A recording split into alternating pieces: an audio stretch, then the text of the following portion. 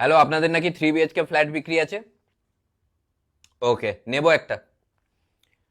আবার টাকা পয়সা নিয়ে কথা বলছেন। আমি জিজ্ঞেস করেছি কত টাকা।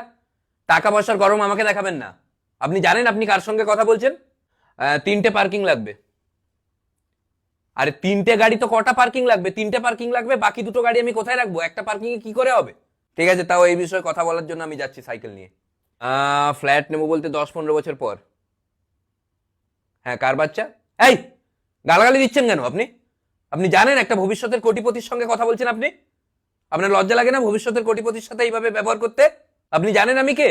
500 টাকা এসআইপি করেছি। কত টাকা দাঁড়াবে জানেন? মিউচুয়াল ফান্ড সম্বন্ধে কোনো আইডিয়াই নেই এসব লোকের।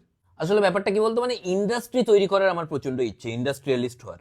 আমি দেখতে পাচ্ছি লাস্ট কয়েক দশক ধরে টাটার যে বাজারটা, টাটাকে টক্কর দিতে পারছে না কেউ। তো 10 বছর পর একজন আসছে কম্পিটিশনে। আমি কিছুটা টাকা তো বিজনেসে ইনভেস্ট করে দেবো, বাকি দিয়েই জায়গা জমি এগুলো সব কিনবো 10-15 বছর পর আর কি। তো এখন যদি কোনো জায়গা জমি কেনার থাকে কিনে নে, 10-15 বছর পর সুযোগ দেবো না।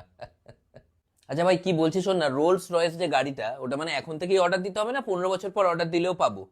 এই, সাবধানে কথা বলবি, তোর বংশ কিনে নেবো রে।